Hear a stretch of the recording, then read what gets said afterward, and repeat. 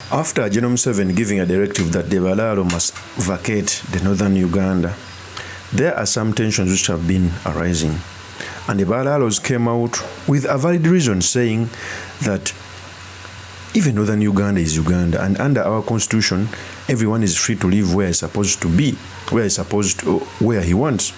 And we must ask ourselves, why is the government telling the Balalo to move out of northern Uganda? The purpose of this video have come out to debate this intellectually so that we can understand. One of the Balalos came out and cried, saying that he invested a lot of money. Why are they telling them to go? Okay? He said these statements. I want you to listen very carefully because it's going to form a basis of our discussion. Here's the tape. You're protecting your jobs. You're so quiet. Protecting our jobs. We are here protecting our jobs, not cows. And to protecting because the tujama chokuria abana bafe wotsomeza tujama school fees ngabo mubimanyi all responsibilities tuzijao byo mwakora business jamani President Museveni nkwega yiride nze ngo omwana omuteye yakare nkwega yiride nsobara no kufukamira bamfukamire nze nkusaba president wegwanga. So hard. We are so hard. If we can struggle as youth, then you let us down. Northern Uganda, you gotta treating us down. Only a few people, Chief Justice, Oranya, and Otono, or something like that. Dongo over or Dongoto. But just after elections. Are they called elections or votes? Whatever. President Museveni took a yiride. Listen to us. That is one of the Balalo. So we must ask ourselves, why is the government forcing them to go? And for me, I think, some part of the reasons. I'm from central Uganda. If the Baganda were on the forefront of telling people to go, it would be another debate. Or if the Wanyankole in the Western West telling other people to vacate, it will also be another debate. So we must ask ourselves, why is even government sanitizing this? I want to be fair. The northern Uganda for a long period of time has not been almost not part of the country because of the wars, because of the rebel groups. In fact, in northern Uganda, whenever they put out the poverty level index, up from Karamoja, then Busoga, then northern Uganda. And the Balalo, many of the Balalos are used by the mafias within government to grab land. Although many of the Balalos are coming out to say that they get land from willing buyer, willing seller, which is okay.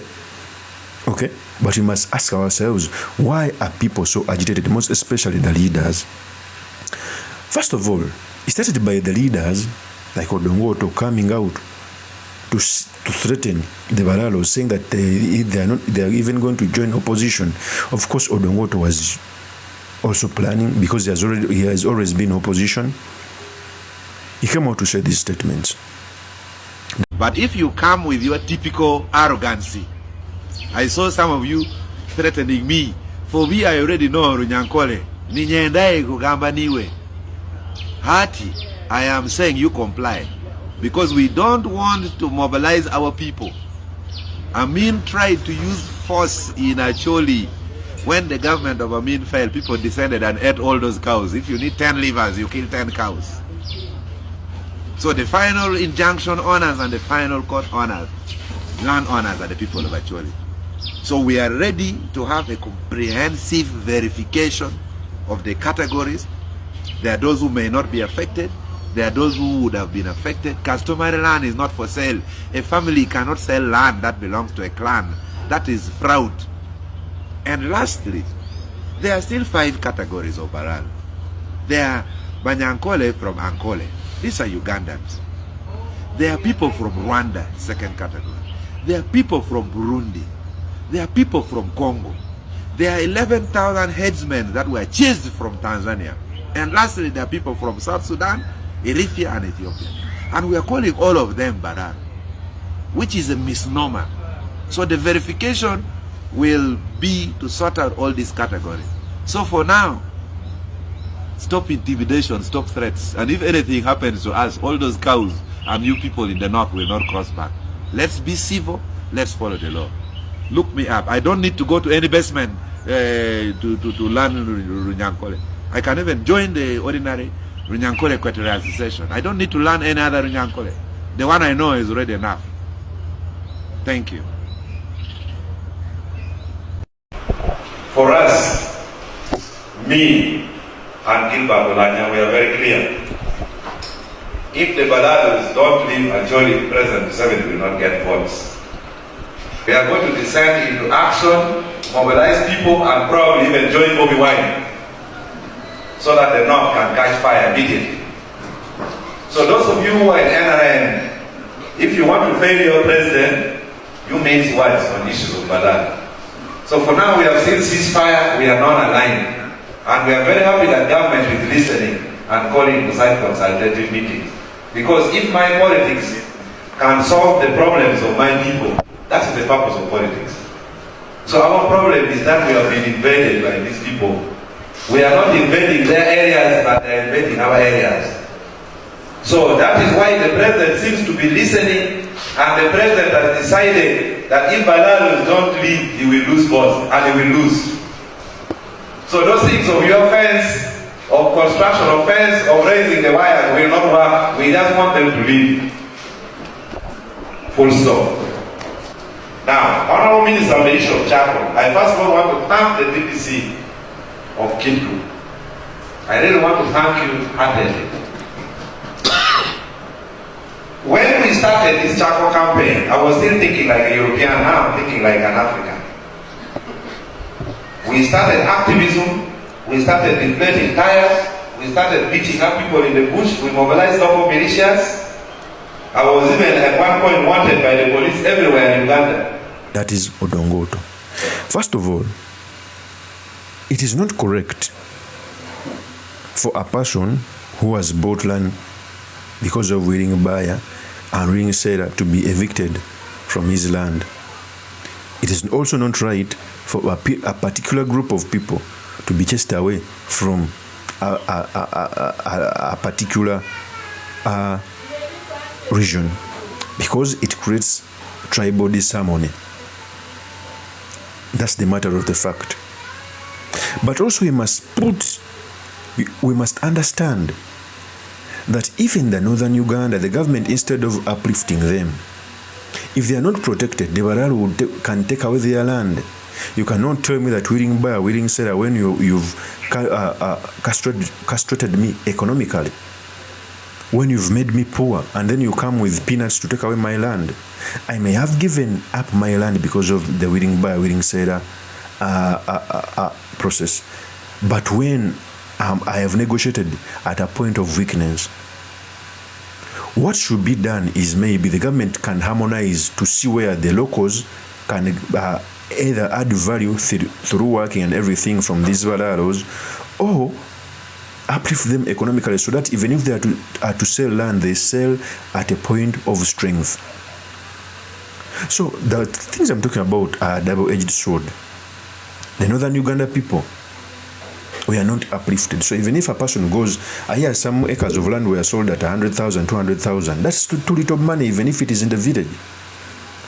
Okay. Secondly, there are a lot of mafias in the balaalo. Even here in Uganda in the late 2000s, they used to grab land, most especially, and in Uganda it was even worse. They used to grab land by force, change land titles, bring army personnel on the land and chase people. In fact, I keep on telling people that the leaders, especially from Buganda, lacked the fight in them to fight together. When it came on the issue of the balaalo, all the leadership of the northern region stood together to fight this vice. Because trust me, these balaalos even used to herd cattle with guns. With guns. Somewhere in on military paraphernalia. So it meant that they had some backing from the regime. Okay?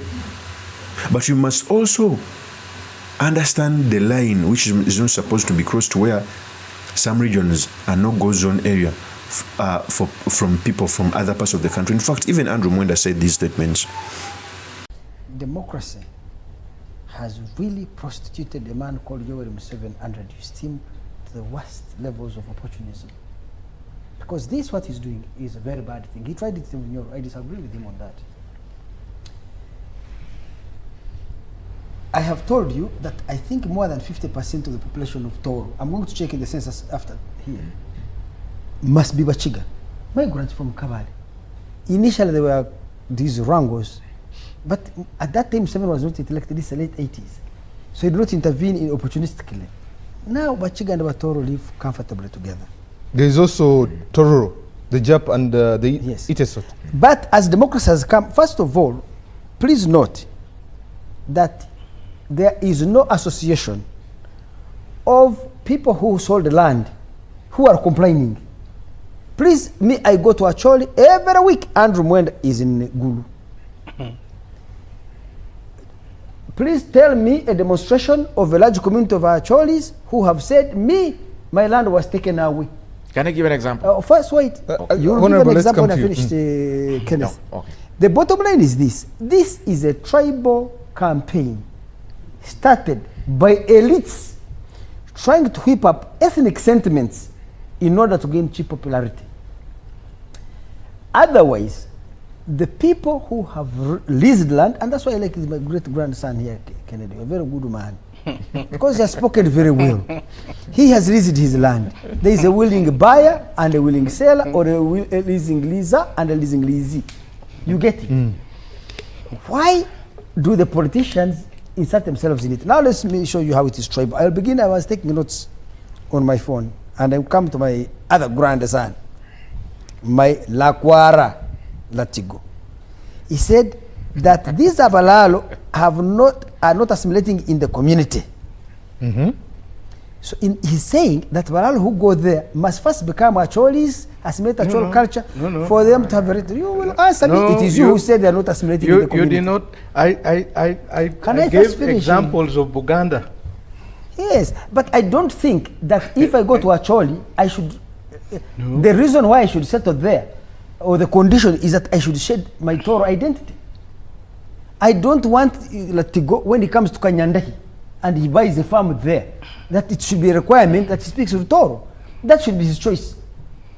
But he should not shed his Acholi identity. We are Acholis and Langis. We left these people there in Lang and Acholi. We went to Toro and we You were the one who is our grandchild, actually. Hold a second, I finish. We went there. We adopted the culture there. That was our choice. But we can't impose it on others. We did it willingly. My ancestors did so. I have told you. Look at my cousin Nobo Mayombe. He has a brother called Okwiri, another one called Olimi, another one called... Your king is Oyo. Oyo is my cousin, I should tell you. Yes. Oyo and I are cousins. You get it? So we left there. We have a right to go back. This Balalo you see, by the way, I'm telling you the historical Acholis and Langis. You know the former acting executive director of KCC, and now he's the director of legal affairs, Frank Rusa. His grandfather was called Mokidi. Now, among us, Batoro and Banyoro, we don't have the word Langi actually. We call them Abakidi. Abakidi. Yeah. So when you hear Abakidi called Rukidi, it means the son of Bakidi. Yeah. When you see Frank Rusa's grandfather called Mokidi, it means Acholi. When they say Mokidi, Ogo Mwana Mokidi, meaning that boy is an Acholi stroke Langi, because you don't have those words. You see, so first and foremost, to defeat these people's tribal sentiments, and my grandchildren of Acholi, I tell you, for us, we're also from there. We may have adopted a different culture wherever we went. We will return there with our cows, because the cows come from there. So Muzungu came here and distorted so many things, and these elites, these ones, the current ones, now Museveni is joining them, are creating these distortions. I've told you, my wife's brothers, if you took them to Acholi, these people, unless I hear them speak, you cannot distinguish them. You can go to one and these were Tutsis, tall, dark-skinned, with a gap in their teeth, with black gum, typical Acholi. So African people are one. We are being divided. That is Andrew Mwenda. Okay? So you must understand that although it is not okay to prevent some people from being in some regions, but you must also understand that some regions need government intervention so that even if they are going to dispose them from land, it's at a point of strength. Uganda suffered that. I'm talking out of experience.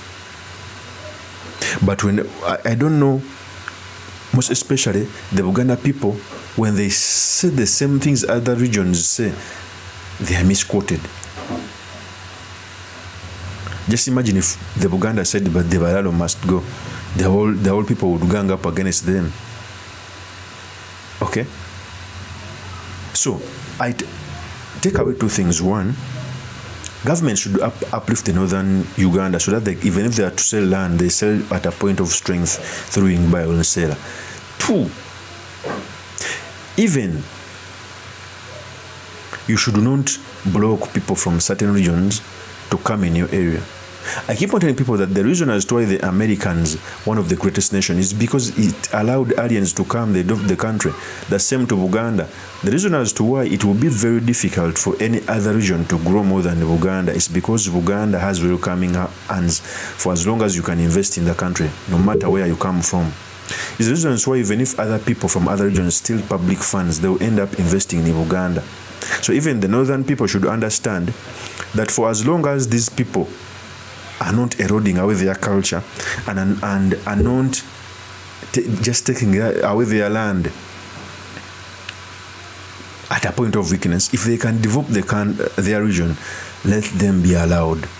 Of course, that's my opinion. Do make also by commenting about this. Thank you very much for listening in. If this is your first time on YouTube channel, I implore you to subscribe, like, and comment so you can be motivated to do more of such videos.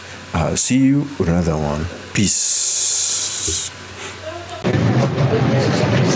Yes, Kabuye Sulaiman Mawagali.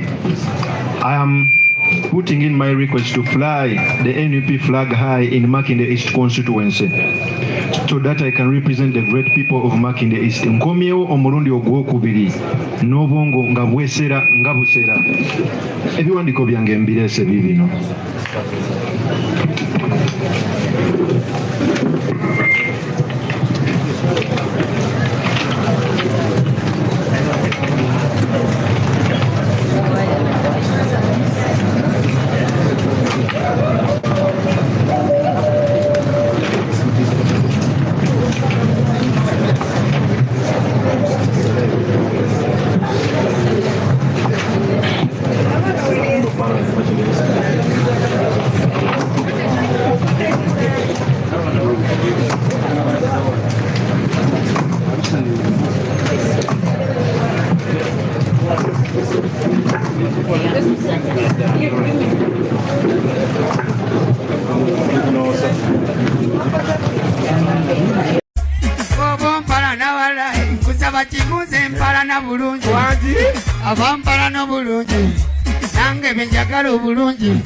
Sigadde nze Mr. Makindi Kabuye Sulaiman Mawagali kantu ene guno omukisa okubategeeza mbu ngenda kwesimba okuwa MP Makindi East 2026 nesimbawo luli era nkomawo bataata bamaama basenga bajjajja okubasaba akalulu.